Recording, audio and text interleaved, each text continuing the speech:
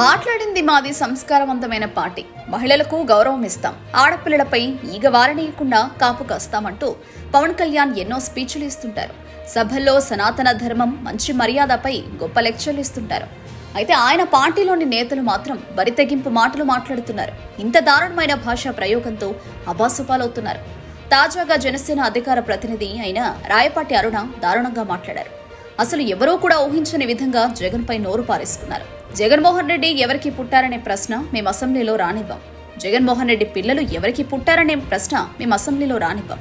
జగన్మోహన్ రెడ్డికి భార్యలు ఎంతమంది ఉన్నారో, భార్యేతర సంబంధాలు ఎన్నున్నాయి, ఎన్ని ప్యాలెస్లు ఉన్నాయి అన్నవి మేము అసెంబ్లీలో అస్సలు లేవనెత్తాం అంటూ ఒక మహిళ కూడా మాట్లాడినటువంటి వ్యాఖ్యలు చేశారు. వైసీపీ నేతలు దారుణంగా మాట్లాడుతున్నారని అరెస్టు చేస్తున్న కూటమి ప్రభుత్వం ముందు తమ నాయకురాలైన అరుణ ఇలా మాట్లాడినందుకు అరెస్టులు చేయాలని వైసీపీ నేతలు సోషల్ మీడియాలో పవన్ చంద్రబాబును ట్యాగ్ చేస్తూ నిలదీస్తున్నారు. క్లియర్ గా జగన్మోహన్ రెడ్డి గారు ఎవరికి పుట్టారు అనేటువంటి ప్రశ్న మేము అసెంబ్లీలో రానియ్యం.